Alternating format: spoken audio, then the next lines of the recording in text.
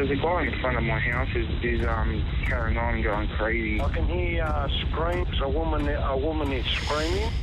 He looked up and he went to grab me again. And that's when I stabbed him. We see it all the time in the movies and in TV dramas. Violent men on a rampage. Homicides where the victims are from a drug deal gone bad, a robbery, or an alcohol-fueled act of violence. But there's another side. 911, where's your emergency? Yeah, my daughter is missing. Zara had been my life. Now she's gone.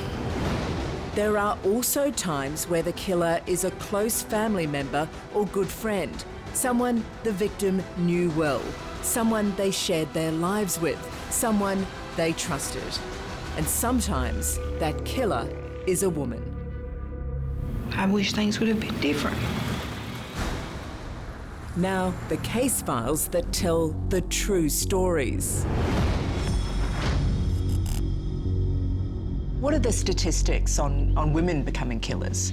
Incredibly rare. It's 1 in 10 homicides will be committed by a woman. So we're talking very small numbers. And for many of those women, they've suffered long, protracted abuse, emotional, physical, sexual abuse over often many years, if not decades, and then finally resort to lethal violence to escape the incredible violence that they've often suffered. So let's have a look at the Jessica Silva case. Incredibly tragic case. This is a weekly ritual for Jessica and her 5-year-old son. And then where do you go? You feeling all right? His father, James Polkinghorne, is buried here.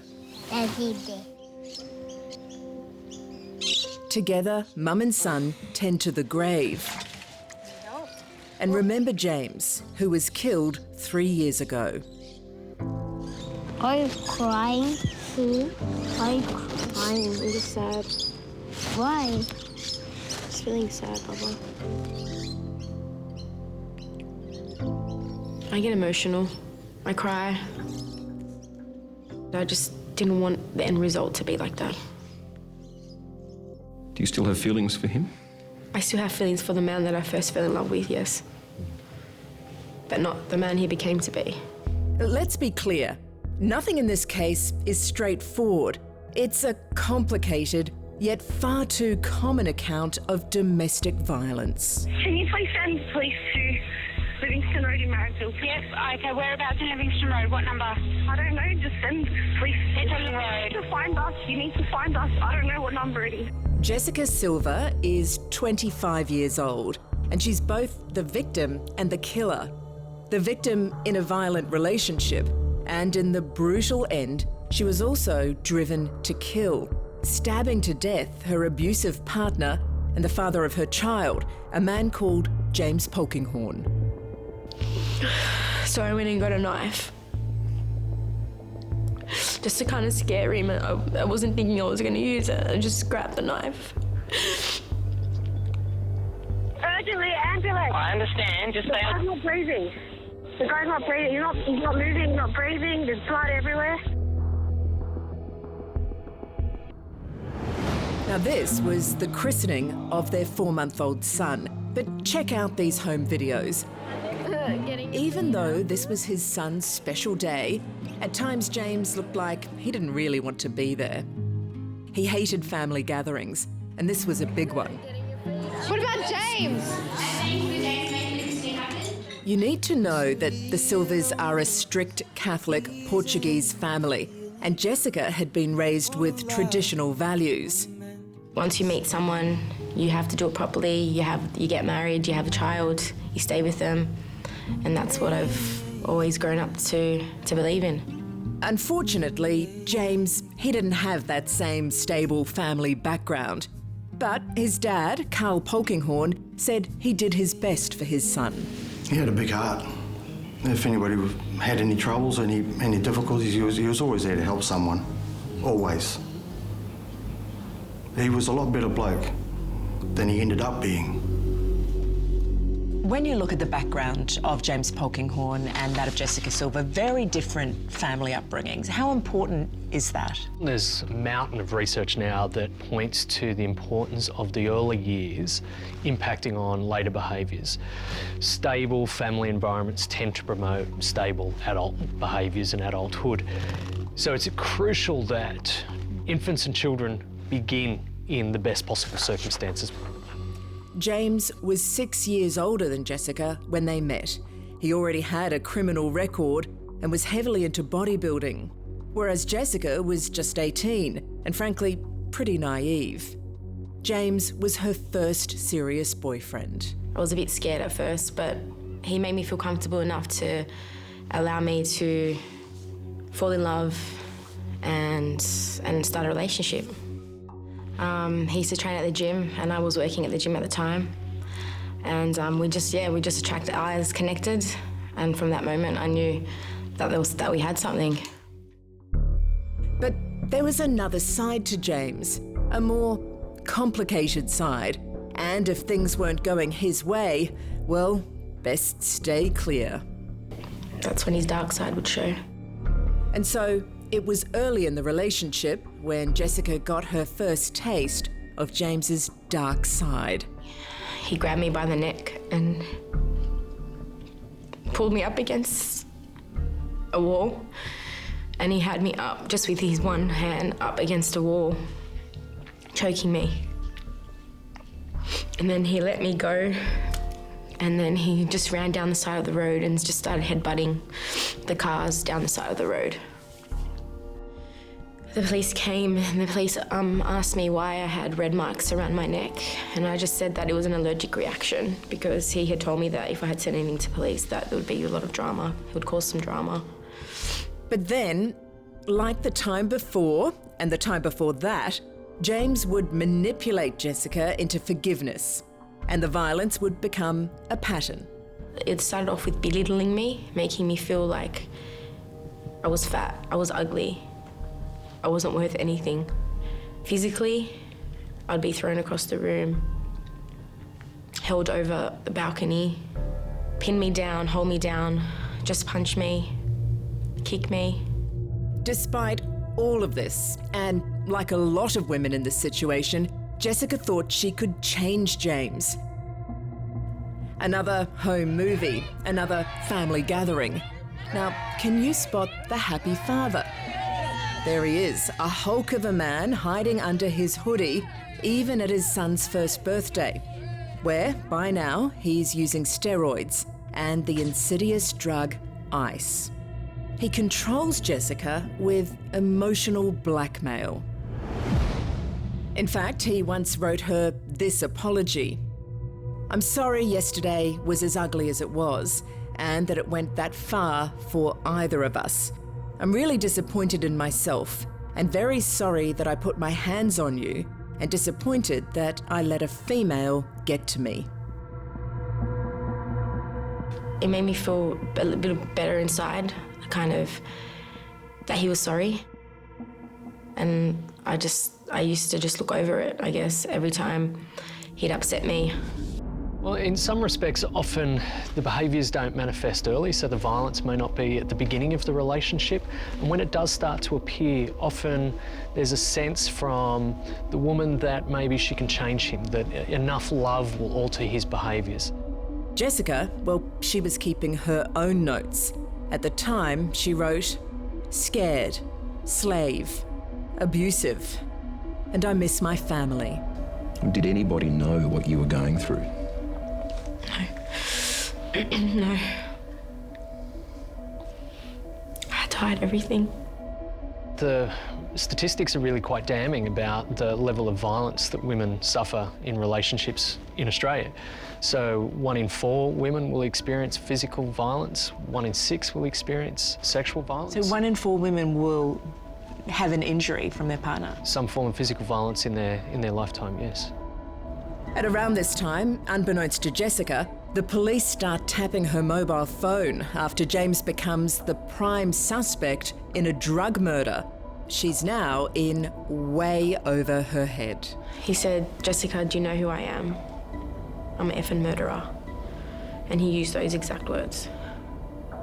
Why confess that to you? So I can be scared. And it worked. After years of emotional and physical abuse, finally, Jessica finds the courage to leave James. He's furious and he's growing increasingly paranoid.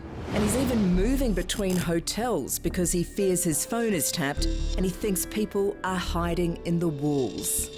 He buys amateur listening devices to scan the rooms. Proof of his drug use, well, it's everywhere. And without Jessica to punish, he unleashes his rage on the furniture, the doors, the walls. He really made me believe that he was coming to kill me. On the night of the killing, James unleashes a barrage of explicit abusive texts and hours of enraged phone calls. And it's all recorded by the police phone tap. He was on a rage. He was crazy. Worse than ever. He wasn't scared of police. He wasn't scared of anyone.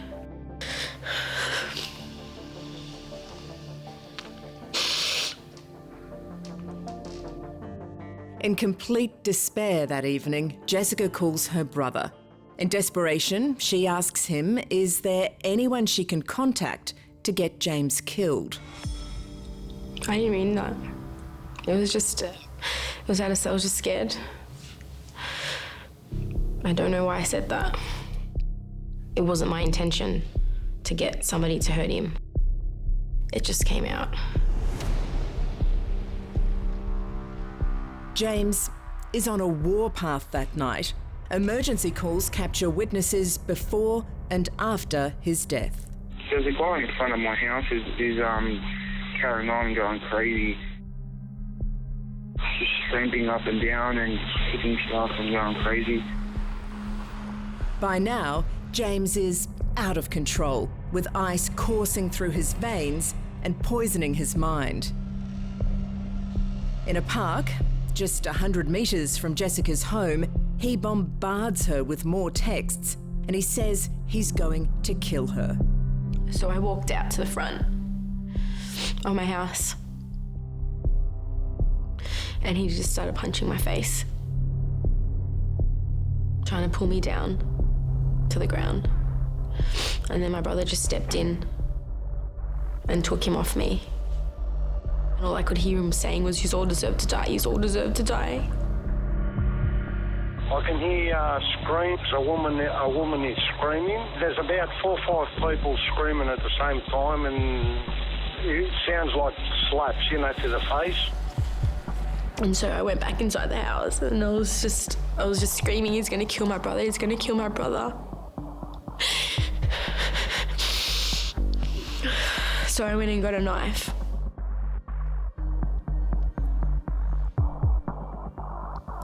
Just to kind of scare him. I wasn't thinking I was going to use it. I just grabbed the knife.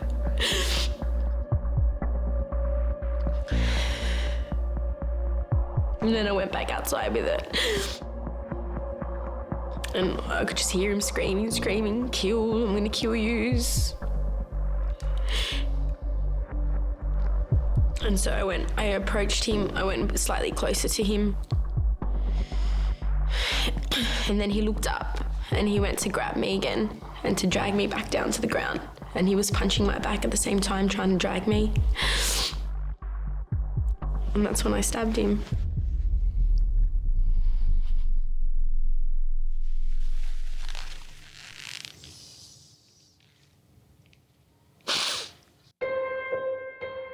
He's bleeding everywhere, mate. He's bleeding really badly. He's going to do CPR on him now. I didn't want it to end like that. What did you think was going to happen to you then? That I was going to go to jail. For a very long time. Ironically, for so long the victim who protected James from the police, Jessica was now the suspected criminal, charged with murder. You know, I think I stabbed him. She'd spend the next 8 months in maximum security at Sydney's Silva prison. Jessica's eventual trial lasted 3 weeks, and it made national headlines. The psychologist provided evidence that Jessica had suffered battered wife syndrome and post-traumatic stress. She was found guilty of the lesser charge of manslaughter by excessive self-defence.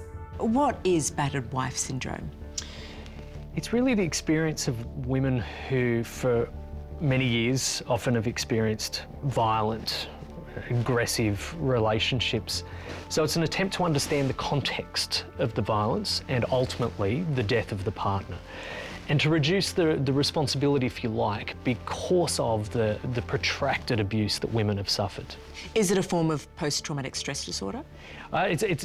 In one sense, it's a legal concept. In another sense, it kind of talks to the protracted stress and trauma associated with living in a relationship such as this.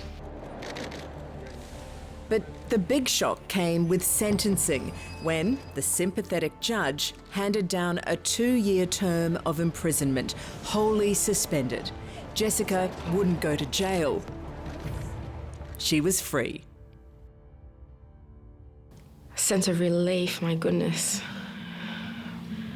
That I was coming home to my son, that's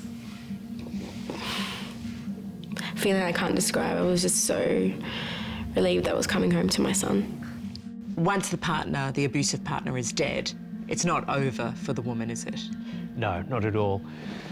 Often children are involved. They need to be told at some point about the loss of the father, the experience associated with that, the circumstances around that, and it impacts on any future relationship, capacity to trust, capacity to feel comfortable in another man's presence. There are all sorts of ramifications for the woman beyond the death of the partner.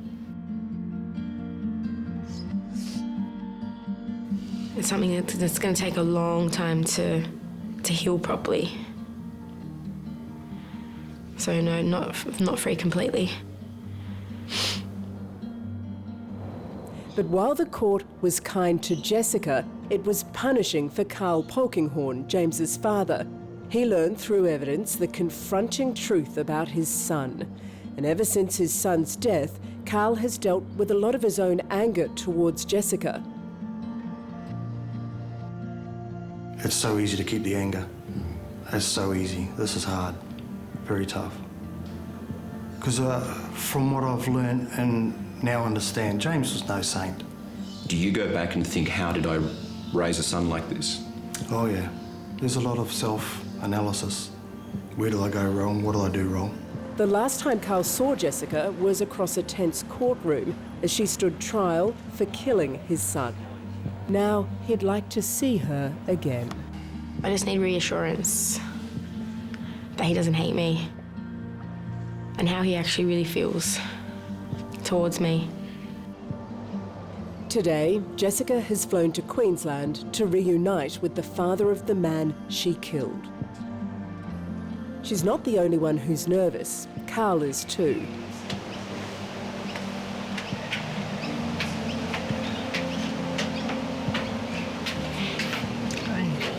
How are you doing? I'm all right.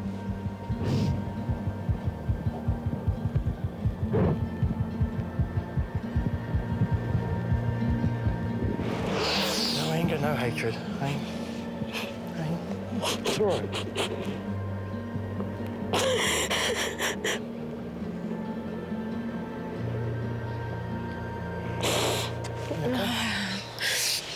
Yeah.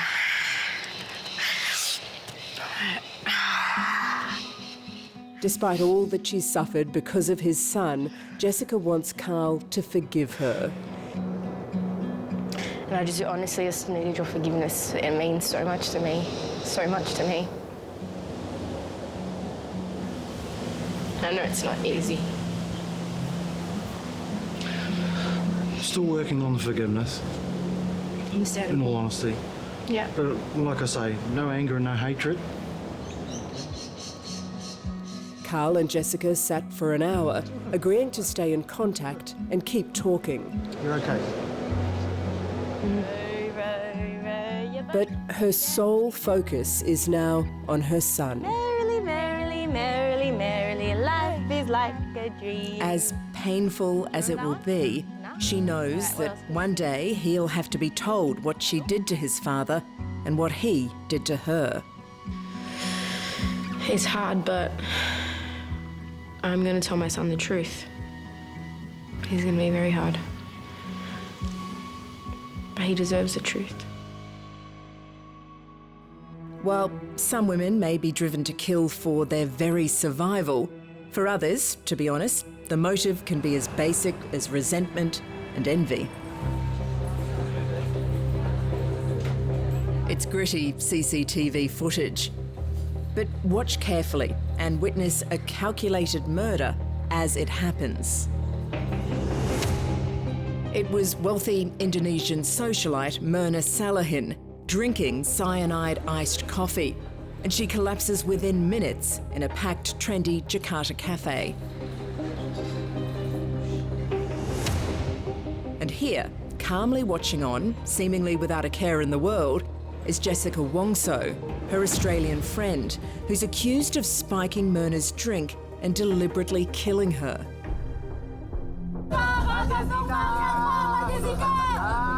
Myrna's twin sister, Sandy, as you can imagine, remains grief-stricken. Still, till this day, we can't believe she's gone just so quickly, just like that. It's just, it's cruel.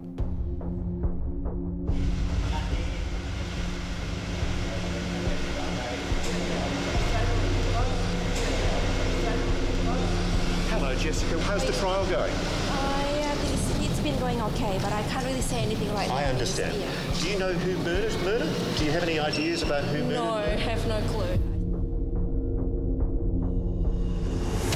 Top Indonesian TV anchor Timothy Marbin hosts the live Jessica Wongso trial show on Compass TV. Anda kembali dalam program khusus sidang pembunuhan Myrna. This is like a CSI case. You have to prove this scientifically, and this has changed into a TV drama. When you watch a movie, when the villain is that good, you don't even want them to die. Jessica Wongso is on trial for the murder of her good friend, Myrna Salihin. Here, in Indonesia, if she's found guilty, she'll possibly face death by firing squad. I would like to see justice for my sister, eye for an eye. You know what I'm saying? Like, it's life for life.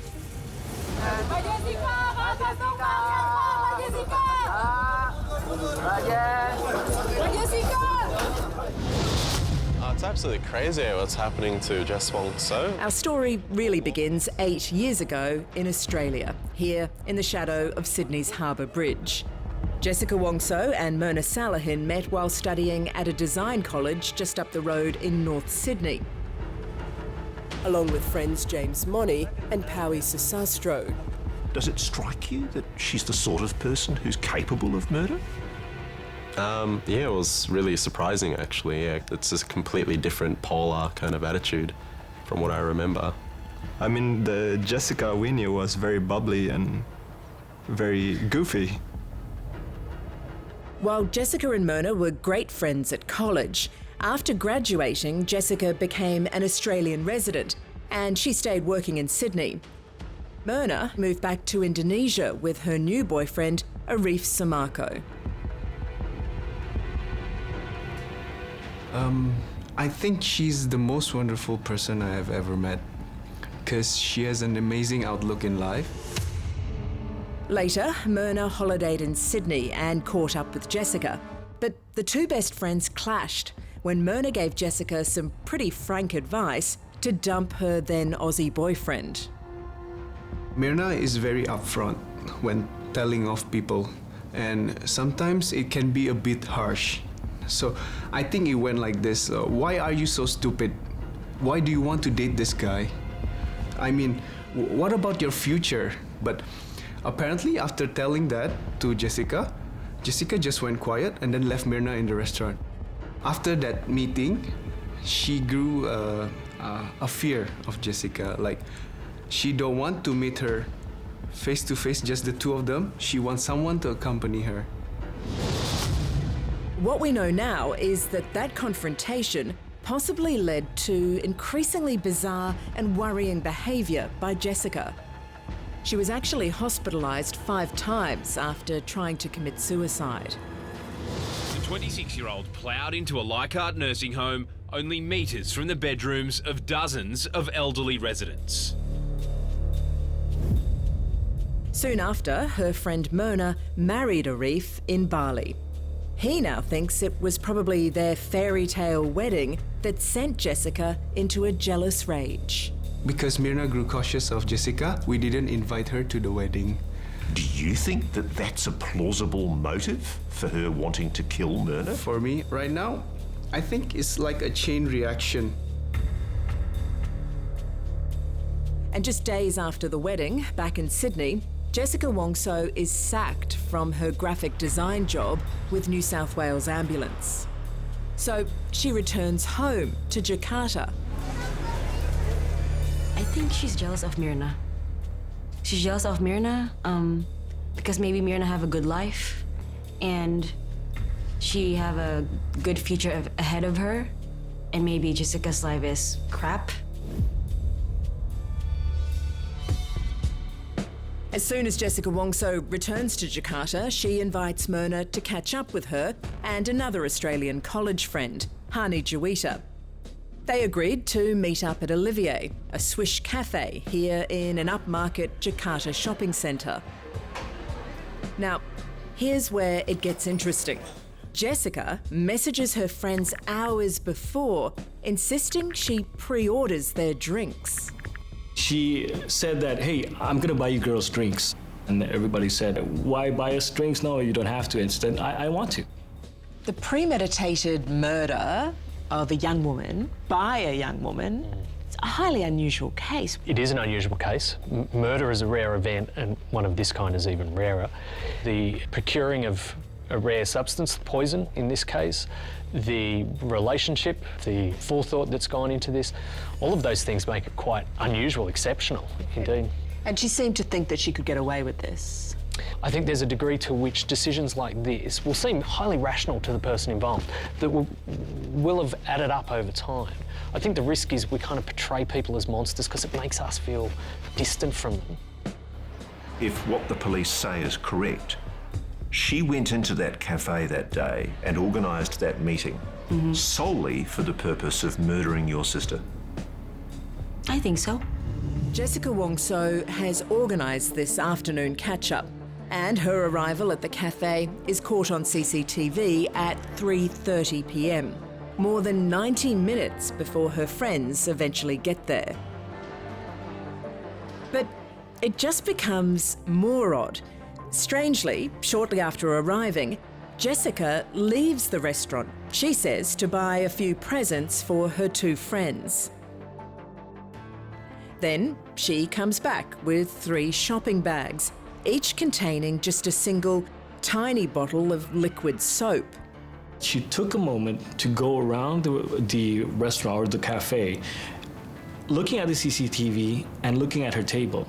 Jessica was probably ensuring that the restaurant CCTV cameras wouldn't pick up what she was about to do. The camera behind her table was partly obscured by indoor plants.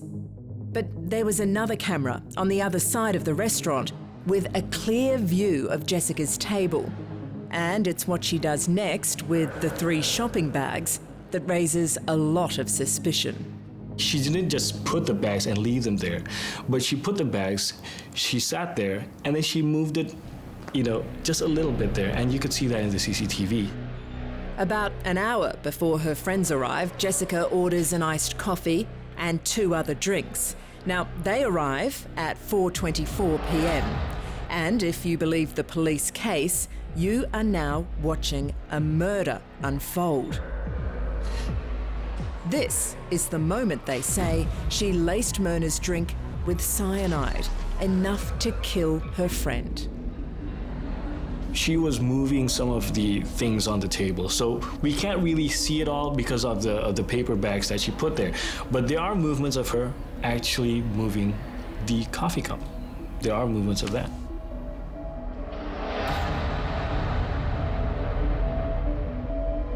The CCTV shows Myrna and Hani arrive at 5:16 p.m. The iced coffee, laced with cyanide, has now been on the table for 52 minutes. Within seconds of sitting down, Myrna takes a sip of the iced coffee. Right after that sip, you could see on the CCTV that she was kind of irritated of something from the drink. And you could see that at that instance, she went to Hani and showed like, hey, you want to try this drink? And then she moved that drink to Jessica, also giving the same gesture. So you could see this, and just in a couple of minutes, you could see her flapping her hands in front of her face as if there's some smell or something. And then another minute, her head's thrown back. And that was probably the last movement she ever gave. So Myrna Salahin has now collapsed after drinking this cyanide that was brought to her by her friend. Poison as a murder weapon. How common is that? It's not common at all. The data that we have in the Australian context says knife-related homicide is the most frequent, followed by some form of physical violence, then follows gun-related murder. Poisoning almost just doesn't occur. Very rare. Soon after, Myrna's husband Arif gets a frantic phone call from one of her friends at the table. Hani called me, like, she sound panic on the phone. She said, Myrna is having seizures. Foam is starting to come out from her mouth. So after hearing she panicked, I panicked as well. Myrna Salahin has collapsed at an upmarket cafe in Jakarta. She's being rushed to hospital, but tragically, it's too late. She's dead.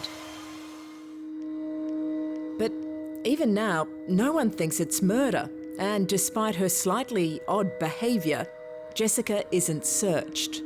We thought she was epilepsy.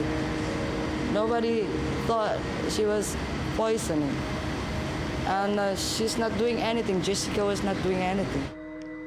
What made you suspicious that day?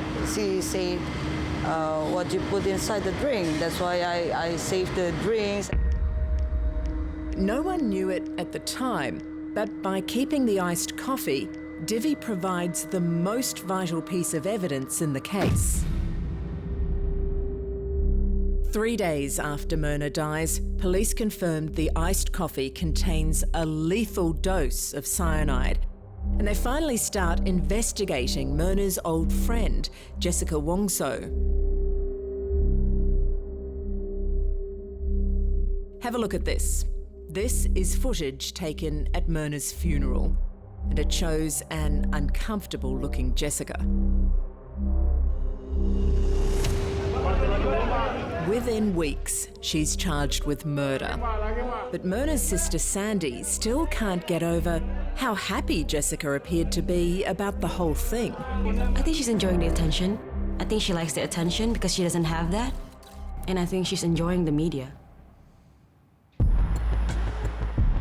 The Indonesian police look to Sydney for clues about Jessica's past. They track down her former boss and interview her for 9 hours. That's Christy Carter, the head of media and marketing at New South Wales Ambulance. She doesn't get any attention. It's key evidence in the murder trial, as this reconstruction shows. I've observed her for the past 8 months, and from her attitude, hatred, and nature of her craziness, I have no doubt that she is capable of hurting or killing another person. In a damning admission, Christy tells Indonesian police that Jessica once bizarrely admitted to knowing how to use poison to kill someone. It happened when she was in hospital recovering from one of her suicide attempts. I visited her. She said, I want to go home. They're treating me like I killed someone. If I wanted to kill someone, I'd know exactly the right dose. Just 2 months before Myrna's death, Christy receives a death threat. Jessica threatened me by saying, "You have to die, and your mum should die too." Christy's interview is just part of a dossier on Jessica Wongso, collected by the Australian Federal Police and handed over to their Indonesian counterparts. So Jessica's been in court, it's 3 months on. She finally has the chance to give evidence in court. What are the pressures that she faces? Well, there's considerable pressure, really, because there's potential lengthy cross-examination where there will be a forensic analysis of what you've said, what you said at the moment you're interviewed by police. And this is all broadcast on TV? There seems to be some revelling in that attention, which I think is sort of interesting in the context of how much media attention these exceptional incidents get, that there may well be a degree of kudos associated with appearing in a trial of this kind. Can you explain the cyanide in the drink? Do you think? I have no idea. Did you put it there? No, of course not. Jessica's wealthy family has hired top celebrity defence lawyer Otto Hasibuan. He's making a big deal out of autopsy results that show no cyanide was found in any of Myrna's organs other than her stomach. But one of the world's top toxicologists, Professor Ian White, says that's not at all unusual. You've got cyanide in the drink, you've got cyanide in the stomach, you've got someone who collapses in a way that cyanide causes. I'm a very simple man.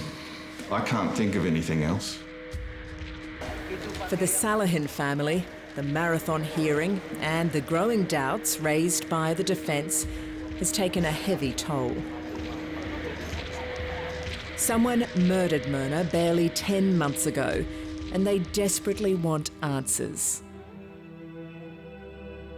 It's just so hard for me. She got so much a future ahead of her. She just got married, and It's been robbed. it is. It's been robbed, and it's not fair for her. After a lengthy trial, Jessica Wongso was eventually sentenced to 20 years for premeditated murder.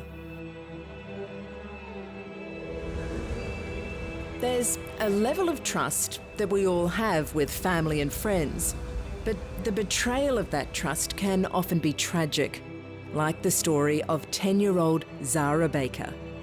Her short life had been a challenge from a very young age. The exact details of her death and dismemberment remain a mystery, but not the identity of her murderer. Zara was not your average little girl, because in her short 10 years she had endured 2 bouts of cancer, battles that left her with a hearing impairment and a prosthetic leg. But this gutsy little Aussie girl survived it all, until this. Secret Police 911, where's your emergency? Yeah, my daughter is missing. I'm sorry? Your daughter's missing? Yes, ma'am. Zara had been my life, you know. Now she's gone.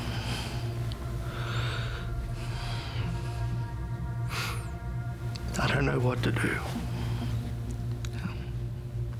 I feel very, very empty.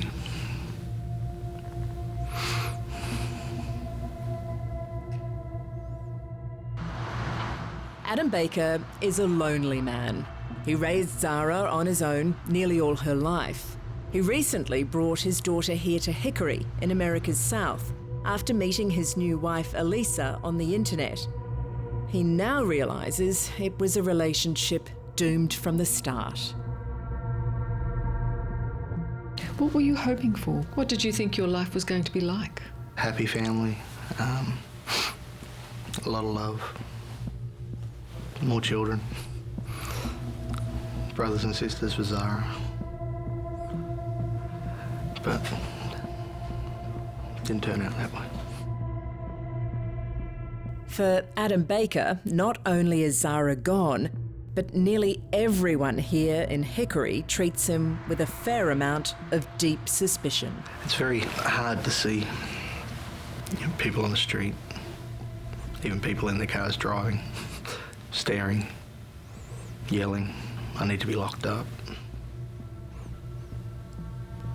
I'm going to go to hell. That I'm a murderer. Are you guilty of anything? No. Adam and his new wife, Elisa, became suspects when Adam's daughter, Zara, disappeared. It was a case that took a gruesome turn when her tiny body was found in Bushland, dismembered. This horrific story began here at little Zara's family home in the early hours of the morning, when police were called to a small grass fire at the back of the house. Nothing unusual so far, but then a ransom note was found in the back of the car. This would be the first in many bizarre twists in a case that would see lives unravelled. Husband pitted against wife, and a father losing his only child. 9 hours after finding the ransom note, Adam Baker reports his daughter missing. Okay, so no one has seen your daughter since 2:30 this morning? No. Okay. 4 days into the search for Zara, Elisa Baker made an extraordinary admission to police. It was her who'd written the ransom note. And it just got even stranger. After 2 weeks in custody, Elisa led the police to Zara's remains. Part of what made this so shocking was that little Zara's body was cut up, put in plastic bags and just strewn across bushland on the side of the road. And to this day, some of her body parts have never been found. Well, it's regarded as filicide, which is basically the killing of a child by a parent, in this case a step-parent. We know from data in Australia that of all of the domestic homicides, about 1 in 5 are instances of filicide. There can be incredible pressures on parents, financial pressures and others that lead to filicide where they see no option other than, sadly, the complete annihilation of the family. In a case like this, it is very difficult to understand the circumstances. Karen Baker is Zara's grandmother. I love this because this is just her. Oh, look at that. And her memories of her granddaughter are of a courageous little girl who defied the odds. That was after her second lot of cancer. She'd also had part of her lung removed. But it didn't stop her. This one, she was so proud. This was the day that Adam was getting married, and she was just so proud. I don't know if I want to know all the ins and outs, but I still want to know what happened.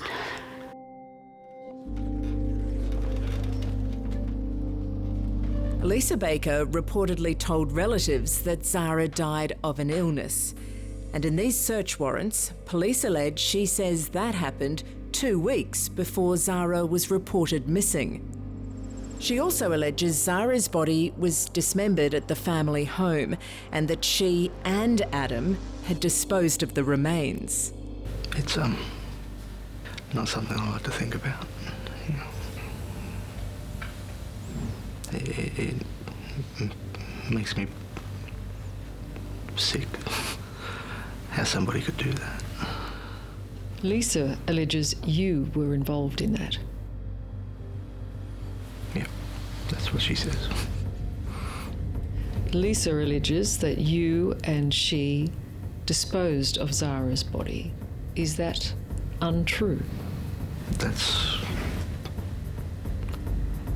the biggest lie she's ever told. Adam Baker now knows Elisa is not the woman he thought he'd married. Since being arrested, she's been charged with bigamy. In fact, she's had 7 marriages, and at one stage she had 3 husbands at the same time. and was already married when she wed Adam Baker. So in the eyes of the law, their marriage was never legal. I suppose you're starting to wonder who this person is. Oh yeah, I don't even know this person. Did you ever see Lisa mistreating Zara? No. Neighbours and relatives claim they saw abuse and that Zara had a black eye. Did you ever see that? Yes, I saw the black eye. And what did you ask about that? I asked both Lisa and Zara how that happened. Well, Lisa started out saying Zara slept in the bathroom. Hit her head on the cabinet. Zara backed that up. Why do you think she said that? Right now, what I think is she was told to. She was scared.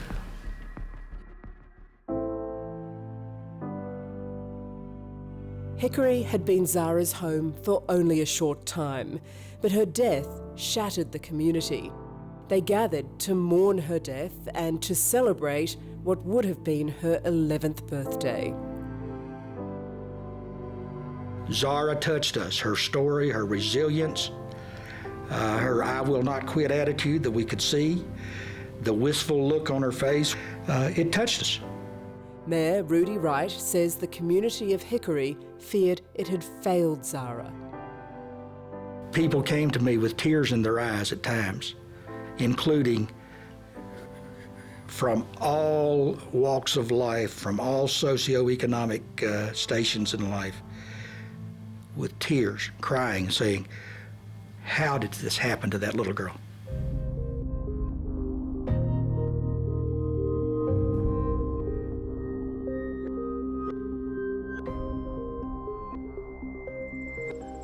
Welcome to North Carolina's Prison for Women, home to some of America's most violent and reviled criminals, including Elisa Baker. Of the 1,200 inmates here, Elisa is the most hated. Now, for her own protection, she spends her days in isolation. She speaks to journalist Liz Hayes, and even though America's most despised child killer arrives unshackled, a guard is nevertheless always by her side. What kind of person dismembers a disabled child? A sick person. Does it take an evil person? Yes. It's an evil act? Yes, ma'am. Elisa Baker will sit in a prison cell at least until she's 70, after entering a plea bargain, which would see her avoid death row. How do you sleep at night knowing that a little girl, a little disabled girl, was cut into pieces and thrown away?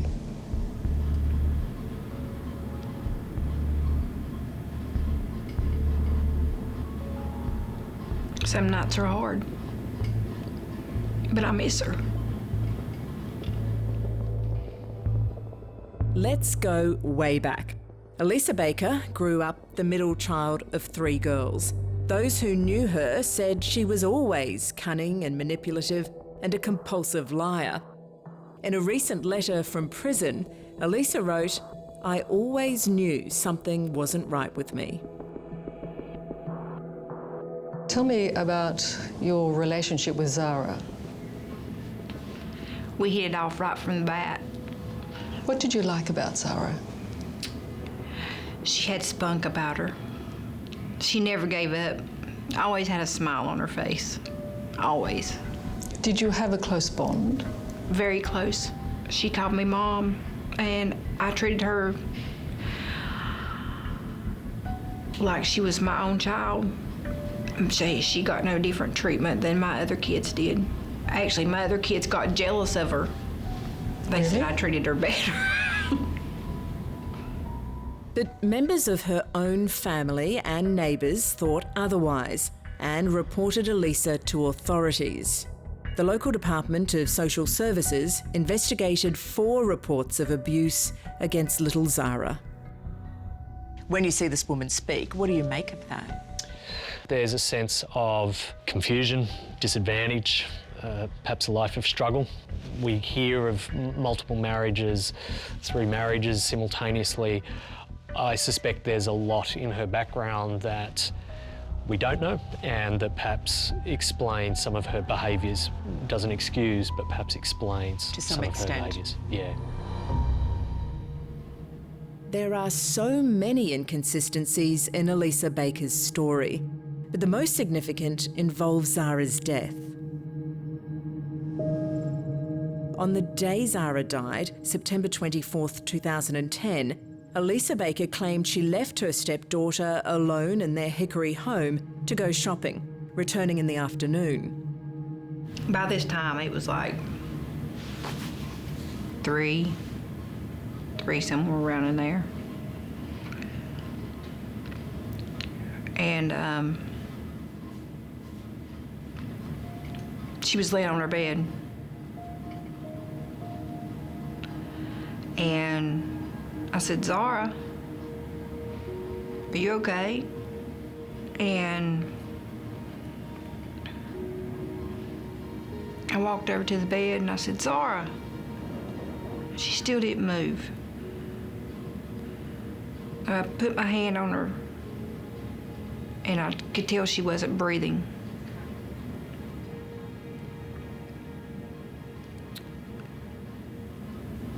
And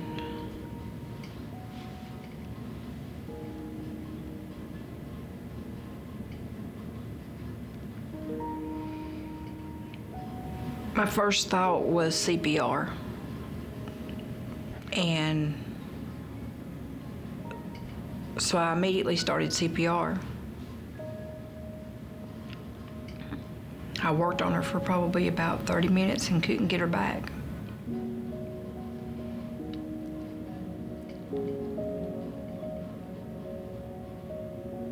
Begging the whole time for God not to take her, you know. Right then, I should have called 911.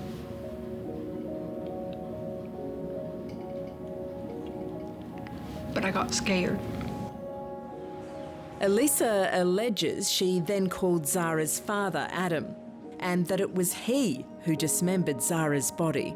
If we're going to believe anything you say, why would you ring the police and say, I'm not having a part of this? That is the most heinous thing to do. He was my husband. Please. That's not good enough. It's not. It's just not good enough. You know that. I know. Inside the bedroom of their Hickory home, police found a spray of Zara's blood on the ceiling. Her body parts were scattered in local bushland. Elisa also alleges that it was Adam who discarded his daughter's remains and that she was forced to be with him. Of course, the evidence doesn't show that what you're saying is the truth, does it? It does to a point, but there's a little bit. Not even to a point. The phone records show that on the day the body was disposed of, the day that you told police it was disposed of, there was something like 9 calls, and many of those calls were to Adam. Why would you call him if he's right beside you? He was calling my phone. I wasn't calling his because he kept losing my phone. No, you were calling him. I wasn't calling him. Phone records show that he was 20 miles away. He wasn't with you, was he? Yes, ma'am. I don't think so. That's the truth, isn't it? No, ma'am. Now, the phone records do confirm Adam was at work, not in the area where Zara's body was disposed of. But interestingly, Elisa's cell phone was. Did you murder Zara? No, ma'am. Why do you deny this when the evidence is overwhelmingly that you did? Because I'll continue to stand by my story. You'll continue to lie? No, I'll stand by my story. How did you feel when her body parts were found? How did you feel about that? Relieved. Why? Because she was going to be all put back into one.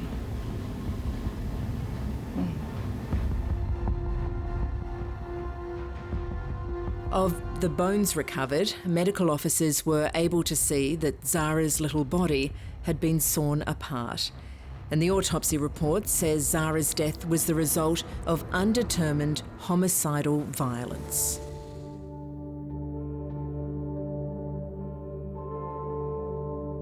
You're innocent. Fight it.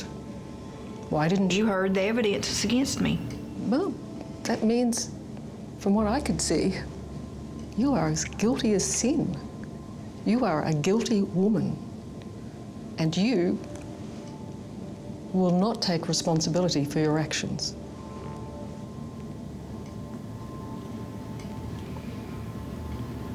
There again, that's your opinion.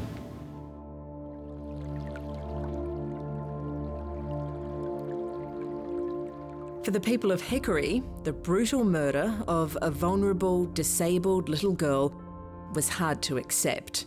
Determined she'll not be forgotten, they've even named a park in Zara's honour. Adam Baker has now returned with his daughter's remains to Australia.